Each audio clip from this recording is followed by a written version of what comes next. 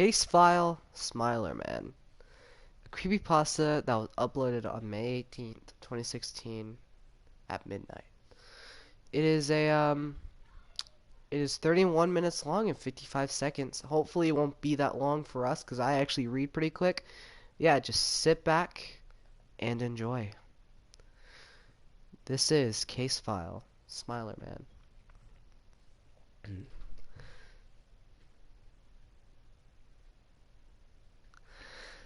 I was sitting on some particularly comfortable hallway chairs in this very bare waiting room. The only thing that occupied the room beside me was this clearly fake plant. I had been asked to wait while this particularly clean yet short and stocky man prepared a room for us.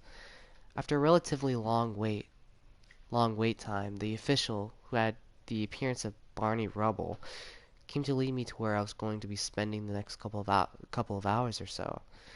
I followed the cartoon double down a long hallway riddled with doors adorned various officials' names. It was my first time being invited to such a fancy government building with such bland attributes. He opened the door to a rather comfortable-looking room. He had me sit on one of the colder-looking chairs on one side of the table. It looked like a generic interrogation room, minus the one-sided mirror. I planted myself down, completely uninterested in reliving the events that brought me here in the first place. "Thank you for joining me, Detective Buchanan." Soon enough he sat himself down just across from me whilst placing down a recording device. I wasn't one with much of a choice after such an elaborate invitation. He was parked outside the hospital I was discharged from and informed me I needed to be at the certain address at a certain time for debriefing. Enough with the sarcasm, Detective. I would like you to speak clearly and in great detail about every event of your case. From the rubble of his serious tone, I decided it was probably against my best interest to continue with my attitude. To be honest, this is probably one of the wildest cases I've ever been on.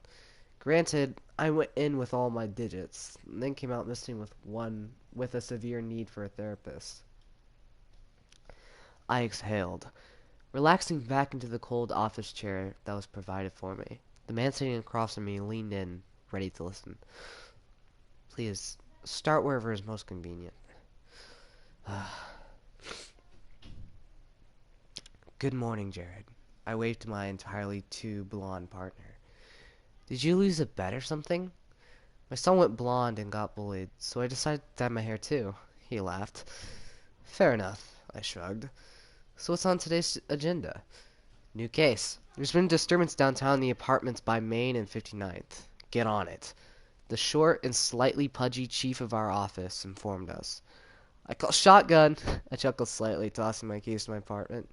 Dagnabbit. He frowned as he followed me out the door and into my car. It didn't take us long before we arrived at the crime scene. Upon arrival, we parked nearby and did our usual greetings to the cops who were posted at the scene. They filled us in on what they knew, and we went on our way inside. When we entered the apartment, it was pretty apparent there was a struggle. No signs of forced entry, however.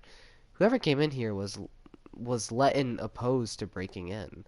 There were small puddles of blood across the living room and partially down the hall. As we moved farther down the hall, the blood increased in volume. The trail led to the bathroom and the source of its embodiment. Of course, across the floor laid a relatively aged man in a pool of his own cooled and clotted crimson life. The majority of his body was still intact, however there were parts of him that were forcibly removed. Typical sick psychopath work in my eyes. Our victim is 43-year-old Kevin Harper. He is clearly a single man given the conduct of the apartment in addition to the lack of feminine products or a roommate. It was a coworker that called when he didn't show up for work. He has been dead for approximately 74 hours. Someone tried cleaning him up a bit but stopped midway. A relatively young-looking black man informed us before pulling Jared off to the side. Jared stepped aside to talk to a medical examiner, better known as Arthur Davis. He had a grim look on his face as he looked back at me. I had a funny feeling I wasn't going to like this case. He wandered over with half a smile and lowered voice.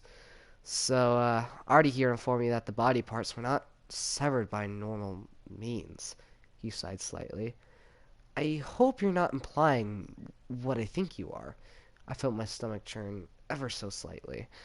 It also looks like we have pieces unaccounted for. Hank, my friend. He placed a hand on my shoulder. We can talk to the chief about giving this case up. It's a cannibal case, isn't it? I felt the churn worsen and my guts tighten up. He only nodded in response as I held back the urge to retch. After I composed myself, I looked him right in the eyes. I'd rather not be a laughing stock. Besides, the best way to face our fears is by beating it, right? I shrugged off his hand. Yeah, but fears and vomit-inducing topics are totally different, he laughed. I was always thankful of Jared. He's had my back since I was first transferred over to the precinct. My issues aside, any news on the evidence left behind? I veered away from the body to look at some of the broken furniture just outside the bathroom. We have some hair and a strange set of fingerprints, but we won't know anything until we get this to the lab. Artie smiled, waving his hand slightly. Thanks, Artie, my partner interjected before I was able to retort with a smart-a remark. While we wait for the lab results, my partner and I decided it would be a good idea to look into Mr. Harper. Jared went to go talk to his coworker while I made a request in with a friend in the precinct. She did some digging for me, but came up with practically nothing. He had an ex-wife and a son who moved to the West Coast 5 years back and had kept a steady office job since the divorce. By the time my partner came back, I really had nothing to help lead us anywhere. He regrettably had the same issue.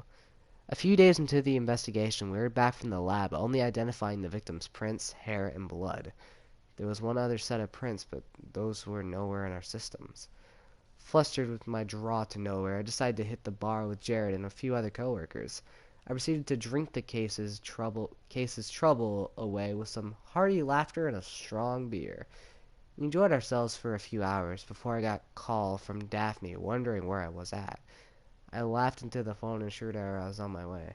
I called a taxi not too long after and made my way home. Alcohol is most commonly used depressant these days, the agent scoffed.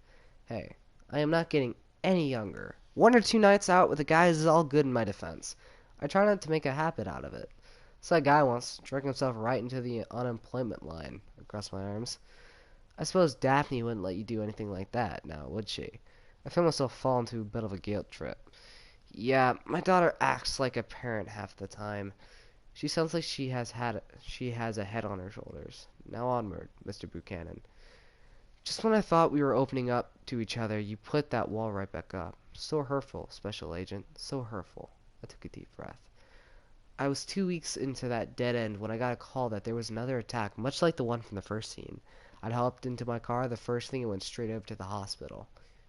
I entered the hospital, bumping into a rather pretty fair-skinned nurse on the way to the elevator.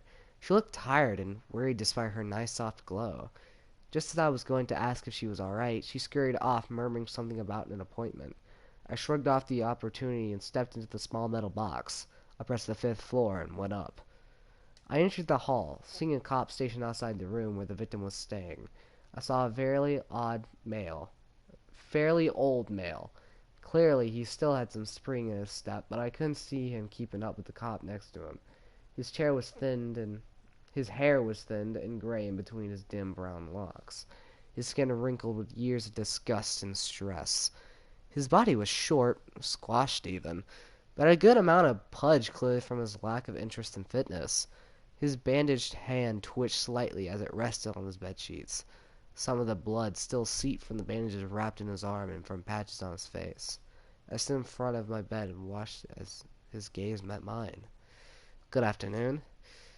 Ain't nothing good about this afternoon, he hissed back. Poor opener, I chuckled dryly. My name is Hank Buchanan. I'm detective in charge of finding the person who did this to you. Now's the part where you ask them questions. Well, get to it, he prodded. So I was informed you were insulted by a rather suspicious party? I opened my notebook readily to take some quick notes. This was the first solid lead I managed to get my hands on in quite some time, so I wasn't going to pass up the opportunity. He was a freak, I tell you, he stammered violently between breaths. Sir, I need you to calm down, please. I want to know what he looked like. He had 6 fingers on each hand. He lifted his hands as he spoke. His skin was mixed with these dark brown and white patches all over like a cow. He was skinny, unnaturally so. The man placed his hands back on the bed sheets. Anything else? Eye color, hair, any other markings? His eyes darted up at me, filled with anger I was all too familiar with. His face. Something about his face? Long stitching. It outlined the break between the black skin and white skin on his face. There was just enough space on his forehead to see what it was in full circle, but more of a smile, if you will. Not an expression as much as an outline. I saw his gaze lower, and the feeling of uneasiness rise. I moved on to asking about the place where he was attacked and if anyone else there was there when it happened. He refused to speak to me any further in regards to the man. I at least had something to go on. I gave a call to my partner back at the office and informed him to start a local search for blotchy men with 6 fingers. At first, he kind of laughed at me. Honestly, getting a call like that, I probably would have done the same thing. After I repeated it a bit more sternly, he stopped laughing. We hung up shortly after, so I could pick up my daughter from cheerleading practice. It wasn't until morning the next day when Jerry got a chance to sit down with me to inform I hit yet another dead end.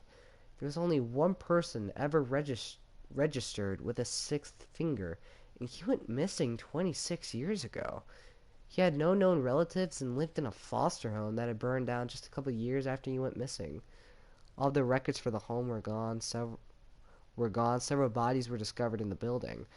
It was a cold arson case with no known survivors. Honestly, at this point, I needed a miracle.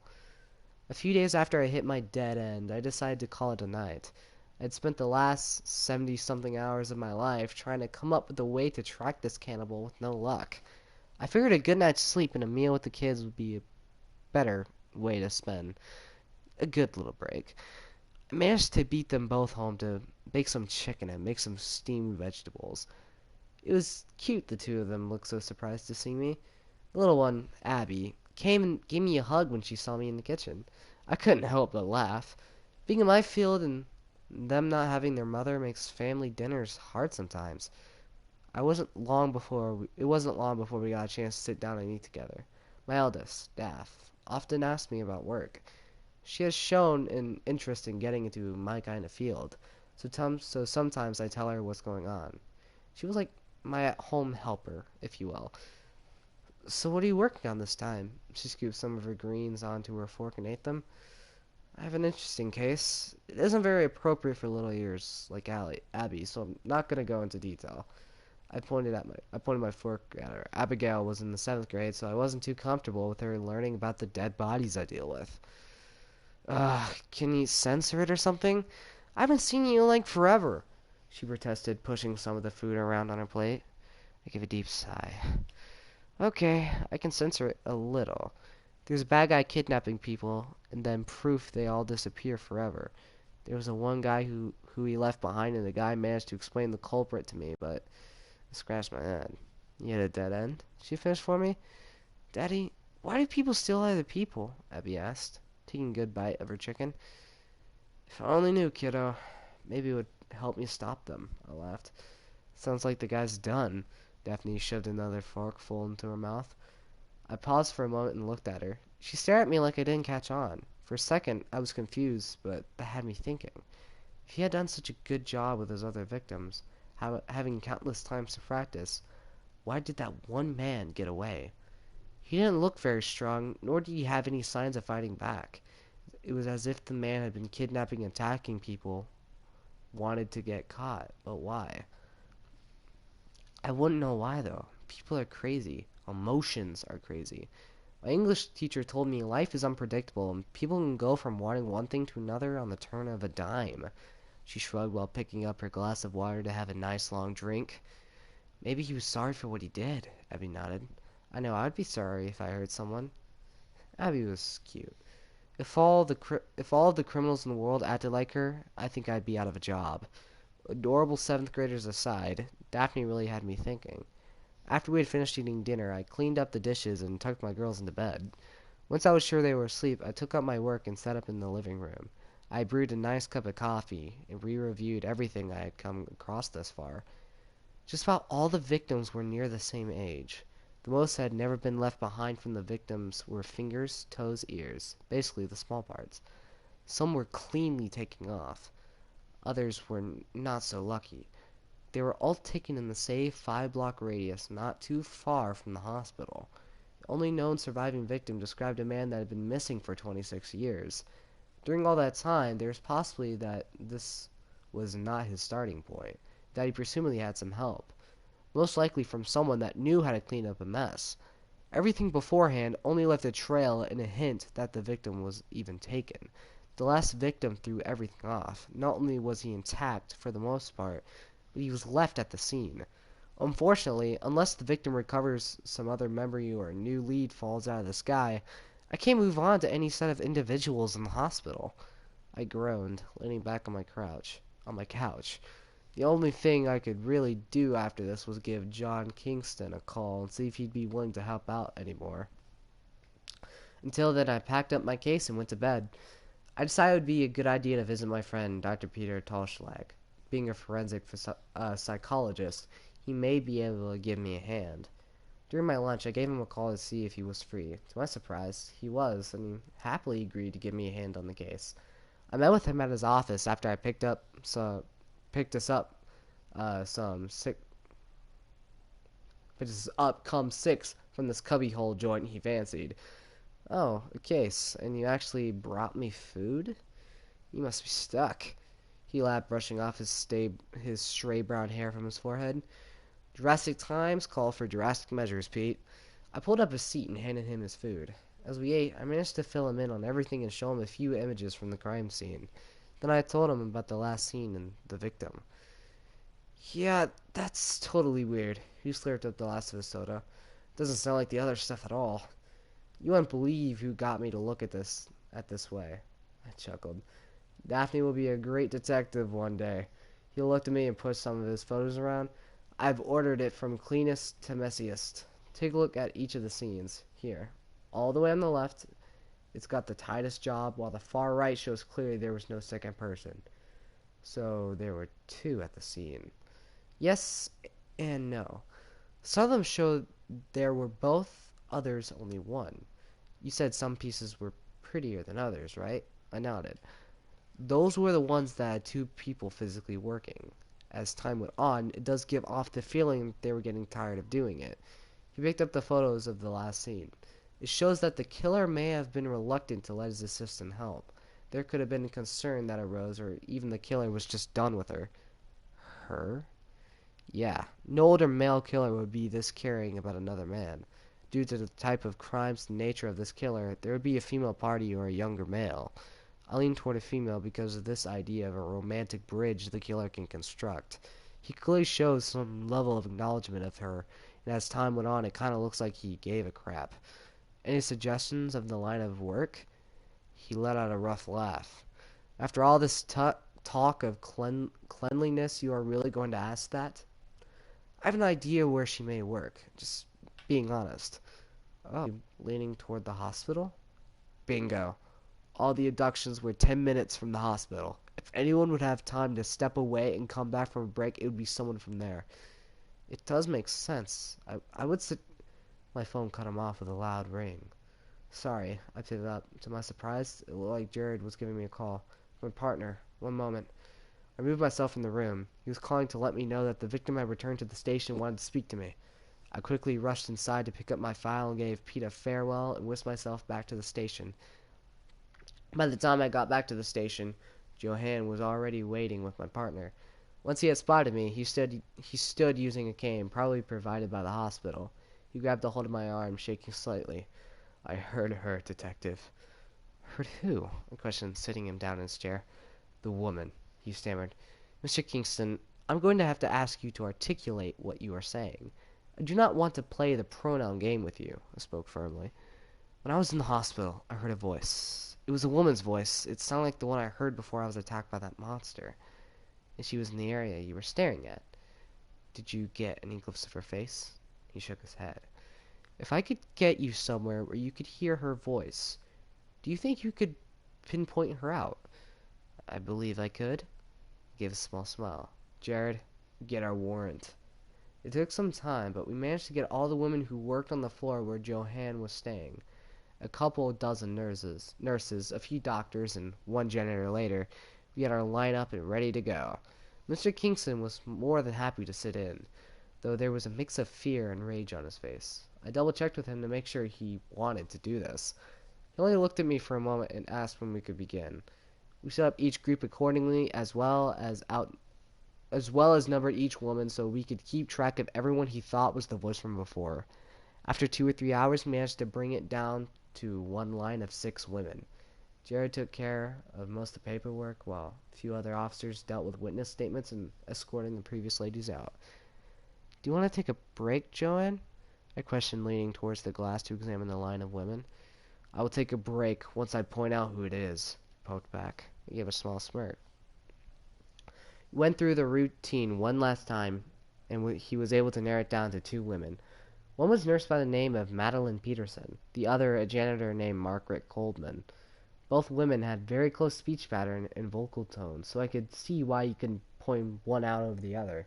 I thanked both him and the ladies for their time, and sent them on their way so we could begin our investigation on the women. I returned to the office with new information and sifted through all the clues again. Not that there were many to go through to begin with. Both women worked at the hospital. While it was likely that the nurse had the medical expertise, that didn't necessarily rule out the janitor. I must have gone over the evidence 4 or 5 times, and each time I hit the same dead end. I had to get a warrant for the ladies' records. In the meantime, I figured it wouldn't hurt to call them in for an investigation or interrogation. I filed for the search warrant and found Jared. "Looks like we're going fishing," I said. "Catch and release?" Jared asked, eyes wide with excitement. He enjoyed interrogating suspects.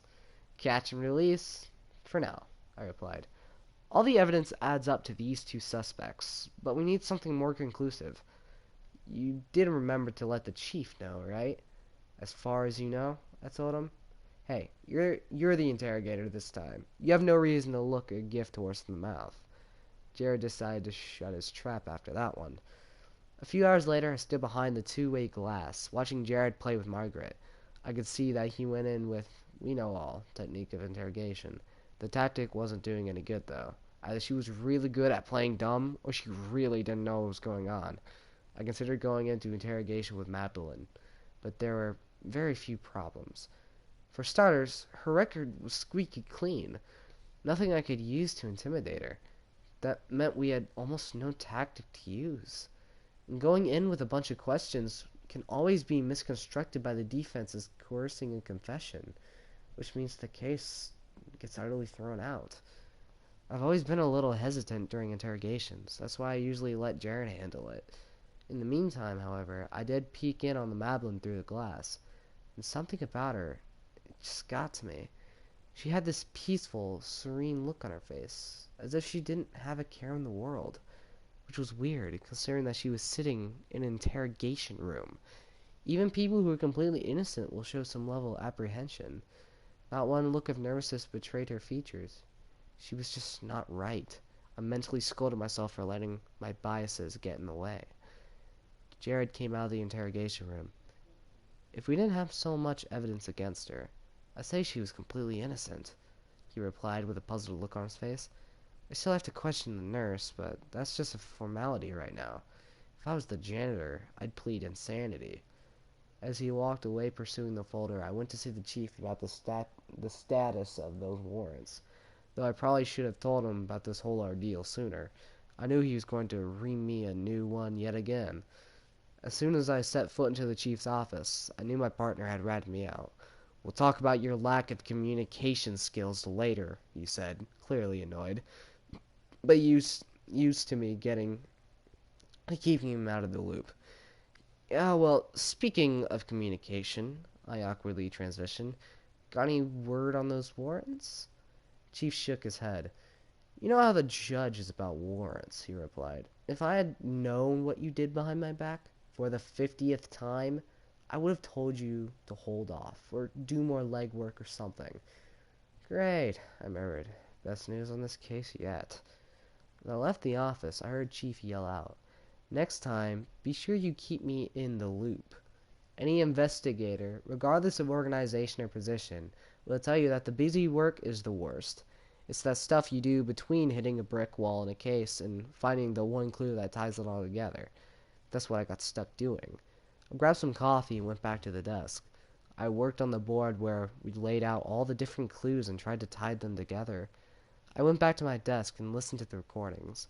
I looked back through all the evidence we gathered, even the stuff we originally thought was useless to the case, and got more coffee. All the evidence still said Margaret was the perp, but Madeline's interview with her attitude before the interrogation were so off. In such an investigation, it's always been my experience that innocent people don't act so nervous, or so calm. Only guilty people hit either of those extremes. Fidgeting, losing eye control, stuttering, problems working through timelines on the other hand, staying completely still, glaring, a stone-faced expression, speech that sounds rehearsed, timelines that fit together too well. Each extreme indicates something different, and you can just guess which extreme fits Madeline's performance. Worst of all, there were the subtle cues, the micro-expressions, which seemed to show that she had a feeling of serendipity. I don't even know what that word is. Jesus Christ. Almost like you'd seen in a woman who was covering for someone she loved. Going back through Joanne's story, it was clear that this was a two-person team. It made sense, but then again, the evidence was completely against it. It was like a criminologist had gone through the evidence, and Madeline's record was and sterilized both. We still had nothing clear enough to hold either of them. At least I could take my suspicions to the chief and explain to him why I was against what the evidence had to say. First, however, I had to get more authoritative voice in the subject. I knew just who to consult. Harrison was a friend of mine since college. He had been my criminology professor before the FBI decided to call him in, and I joined the local PD. He worked for the Behavioral Analysis Unit in Quantico, profiling psychos for a living. These days, he's a child psychologist. I hadn't seen him in forever. Between work and family, I just had zero time. This was as good as a day as any. I pulled up to his house/office, located just 5 minutes from the police station. With my notes at the ready, it was beautiful, old, Victorian. Must have cost him a fortune, especially in the historic district. I buzzed the intercom at his door and he looked at the camera. Come on, Harry, I murmured. So impatient. Harrison's voice spoke from the intercom. You're lucky I'm not busy with a client. The door buzzed. I took that as my cue to walk in. Harrison had an affinity for taxidermy and masks. I knew he wouldn't have any of those decorations in his office, considering his clientele, but I wasn't surprised to see a few tastefully mounted heads in the parlor, and several masks lining the hallway going upstairs. Many were colorful and garish, ranging from kabuki masks to a few cheap masks he'd got from his Mardi Gras vacations, but there was a couple that stood out. These were old, wooden masks, which looked kind of like featured in old movies about voodoo and zombies. Harrison met me at the door of his office. Admiring the decor? He asked, with a slight smirk on his face. He seemed to have aged pretty well, for a man in his 50s. The gray streaks in his hair made him look distinguished, and he had just a few lightly etched smile lines on his face. I patted him on the shoulder as I shook his hand. Particularly those voodoo masks, I replied. I think you have the time to help with a particularly tough case. Harrison's face suddenly hardened. I'd hoped we could converse under more pleasant circumstances, he said, in that passive-aggressive way of his. He had quit the BAU during a case involving the ritual murder and cannibalization of 10 young children. That was only 5 years ago, and the look in his eyes still screamed that he wished he'd gotten that one profile right. In spite of all the other profiles he had gotten almost perfect, that one case both ended his career busting the worst criminals in America and took a piece of his soul. Harry, you know I wouldn't bother you with this unless it was important, I tried to reassure him. You're the most experienced person I know when it comes to this sort of case, and I'd hate to sound like this is some kind of story or something, but lives are literally on the line. Harrison rolled his eyes at my choice of words. All right, he conceded. Let's have a look. A few minutes later, Harrison and I were both poring over my notes. He shook his head. My professional opinion? He asked. I think this Madeline Pedersen is your accomplice. She's smart, dedicated, and shows signs of sociopathy. So why does she work for somebody else? I asked. I thought psychopaths were... Times have changed, Hank, Harrison replied, cutting me off.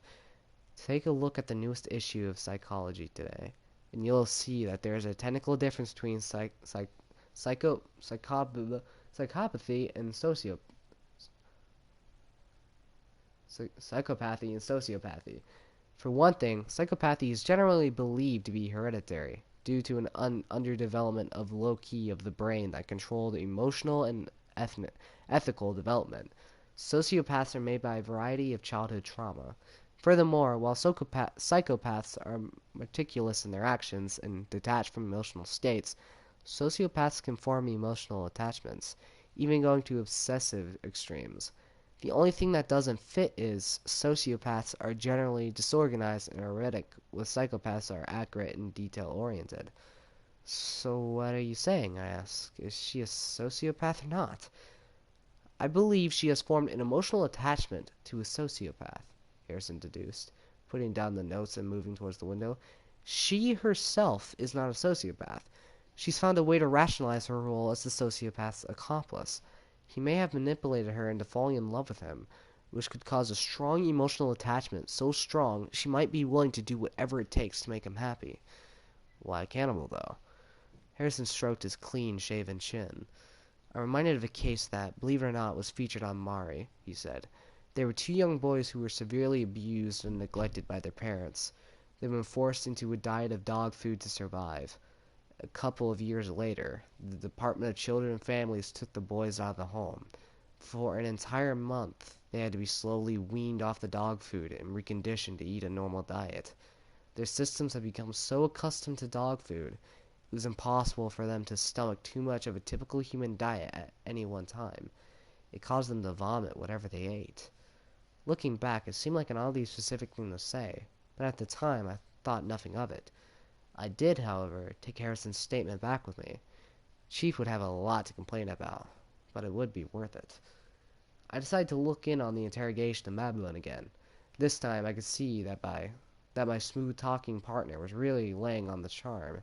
This is another technique in which you can make a personal connection to the subject. Make them like you, make them trust you, make them identify with you, and they might just be talked into opening up more. Maybe even relying on them to save them, which of course requires that you tell them the truth about everything. The only problem was, Madeline was really good at playing dumb, or maybe she really was that dumb. Then again, how would a nurse with all that medical training be that stupid? Chief called me into the office shortly after I turned from taking a glance at Margaret in the interrogation room. Just outside his office there were two cleanly dressed men. They had the aura of, I'm higher up, so back off. He sat me down and gave out a rough sigh. Hank, I know you saw the two men outside. He waved his hand in their direction. I've been informed that the kidnapping case we have you on would be given to those two. Wait, what? Why now? I'm so close to finding this guy. He gave another sigh as he picked up his coffee. I'm not doing this because I want to, Hank. They came to me about what you're working on. I was just picked to let you know. Please leave all your information with them and take the night off. You look like you haven't slept in ages. He took a sip of his coffee. I will have a new assignment on your desk when you come in tomorrow. Angrily, I stood and left his office. I walked over to my desk and packed everything into a manila folder for the two fantastic parties taking the case I'd been slaving over. Once everything was packed away, I happily handed over my work and left to go find some drive-thru on the way home. I sat in my car, completely flustered with the case being taken from me. I'd been so close to finally getting to the light at the end of the tunnel. Then bam! The cave-in. I sighed deeply before taking a bite of a burrito I picked up to suffice as my dinner. I know Ivy would get mad, but I stayed out a little later to cool off. I had a sick feeling the killer would try to go after someone tonight, so I had to at least listen for anything that could remotely fit the MO about Mid-Burrito. About Mid-Burrito, I overheard the radio call out a disturbance call for one of the houses in the neighborhood I was close to. I picked up my walkie and confirmed I'd go check it out since I wasn't too far off. I set my food back in the bag and drove off to the address. Just because my case was taken doesn't mean I wasn't gonna give it one more go. It wasn't until I stopped outside I noticed it was the nurse's house. Her car was still in the driveway, running, but all the lights in the front of the house were off. I stopped my car, made my way to the door. I lightly grabbed the knob to the test to see if it was open or not. Once it confirmed it was unlocked, I slowly opened the door. I made my way into the house, firearm drawn. I stopped dead in my tracks, spotting the vitiligo cannibal eating in the dining room. The blood dripped onto the floor from the nurse's freshly mangled body. With a short gag, he stopped what he was doing. His head turned to me, part of her flesh being sucked into his mouth. My gun was drawn and aimed right at him. To be honest, I was shaking for a moment.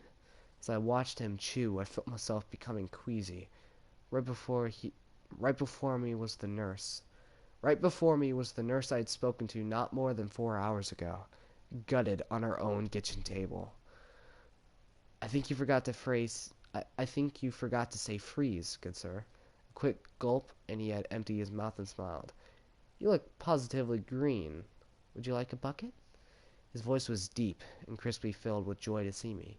He straightened himself out, patting out the bloodied apron. Pardon my table manners. Lecter seemed followed as his head and eyes scanned the room. My gun was still pointed at him. I was able to keep myself from throwing up for the second time in the last few minutes. I groaned a bit, changing positions in the chair I was sitting on. The suited man across from me looked displeased with my sudden pauses and verbal complaints regarding my seating arrangement. Honestly, I was just stalling. I don't know if he saw it, but I was particularly uneasy about the next part. A detective with a weak stomach. That's a bit ironic now, isn't it? He looked amused for a while I frowned. I can handle anything else, but the idea of a person eating another person gets me a little sick, okay? I groaned in response. Continue, detective, he urged. I am. These chairs are not very guest-friendly, now are they? I kept moving by my seat. Detective. Okay. Basically, he asked me to listen to his story. I exhaled.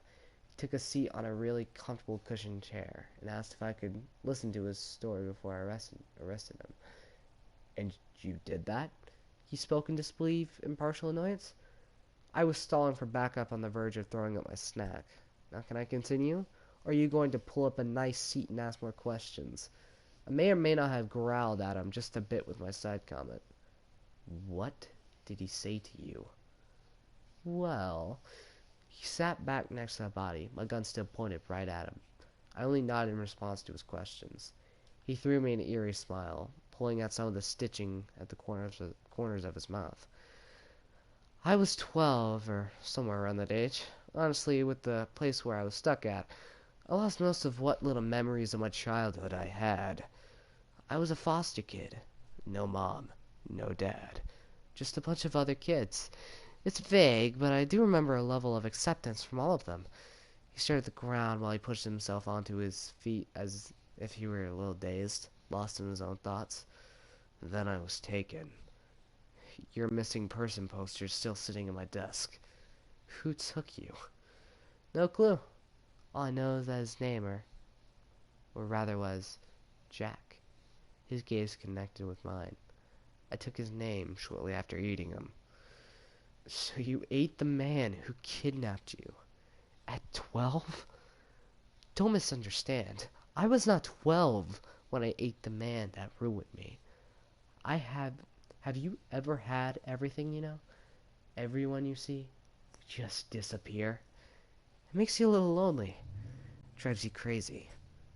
Now on top of that, you add on being trapped in a basement with a man named Jack, force-feeding you humans after days and days of starvation. What do you think that does to a child? The torture of a man pinching and clamping the skin on your face until there's nothing but a flap of skin, much like when you become overweight and the rest of you hangs over once the fat is gone. I remember him taking the scissors out one day. He sharpened them and grabbed at the flap. He started on my forehead and cut his way down to the corners of my mouth. There was nothing to numb that pain. But after what he had put me through, I don't think I ever remember screaming. I just remember the blood and stitching he did to make my face whole again. He stretched out this white part here, so tight over my nose and eyes. He lightly touched the center of his face, then drug his fingers down to touch some of the stitching he had on his top lip. He called me Smiler from that day on. I don't even know why he did it to me, but hey, life sucks, doesn't it? And her? I moved my head slightly, directing as if cooling body on the table. Ah, yes, the peach. She was a rather nice partner. I met her after trying to move back into society. As you can see, he opened his arms wide as if he were showing himself off to me. I'm not exactly appealing to society these days, so I decided to just go back to the way that the man made me. A monstrosity. She, however, thought she could reverse what he did to me. I told her it was a terrible idea to let a cannibal in the house. How'd she persuade you not to do what you just did to her sooner? She promised me a good meal and a place to stay. Come now. Come now, you know the only way to a man's heart is his stomach. In my particular case, I go through the chest cavity. He laughed a little. To tell you the truth, she reminded me of someone I once knew, but I came to realize I was living a make-believe life. You just conveniently got to me today. I was honestly rather engaged with his story, so much so that I hadn't even realized he was getting closer until he had enough range to knock my gun out of my hand. Then we got into a good fight for a couple minutes. He bit off my finger. When we both landed on the floor, I lifted my hand, showing him my sudden love for the number 9. But after that, I managed to grab my gun and caught him right between the eyes. There was silence between us, as if he was expecting me to say more. Is that all, Detective? Yes, sir. I nodded, leaning in onto the table to give my back a break from the chair. Is there supposed to be anything else? I suppose not. He sighed, leaning forward for the device. Click. The recorder was turned off. He overlapped his fingers between his knuckles and rested them on the table between us. There was an awkward silence left between us before I cleared my throat. So, Special Agent Jackson. So, Agent Jack, why take such an interest in this case anyway? It was just another twisted man gone off his rocker. I lightly patted the table. The man across from me removed the sunglasses shielding his eyes and stared at me. Detective Buchanan, I would heavily advise you to forget any of this ever happened. Huh? That caught me off guard. I spent months putting that case together just to get it taken and then told to pretend it didn't happen. You have 2 daughters at home, correct? Yes, sir, I do. Abigail and Daphne wouldn't want to live their lives without their parent. He replaced the glasses on his face and stood to open the door for me. Have a good afternoon, Detective. I gathered myself and made my way out of the room. Back down the hall I went, and out the front doors. I took a few steps down the front marble stairs and pulled out a cigarette and lighted from my jacket pockets. I stared back at the building as I lit it, then went on my merry way. It was at that moment when that smiling guy told me about made complete sense. This is the part of my tale that you keep to yourself, Hank. This type of information could endanger you and anyone else you hold dear. Smiler sat right on top of me, lifting the gun, placing it in my good hand and putting the barrel between his eyes. What is it? I stammered, the pulsing of my missing finger ringing with pain. I want you to describe me as a terrible and twisted man, with those smiles and taunting. I shed no tears in front of you, and Peach's face must be riddled with fear. They will find out and want to know everything you know about me. Please lie to them with every fiber in your body. I was not random. I was not alone. They were suits. They broke us, and they are making more. This creepypasta gives all credit to Toby. Hey guys, I hope you enjoyed that creepypasta. I had a lot of fun reading it, and looks like we took 20 more minutes than it was supposed to be, or 10 I mean, so yeah. See you guys later. Might do another one later tonight, so see you later.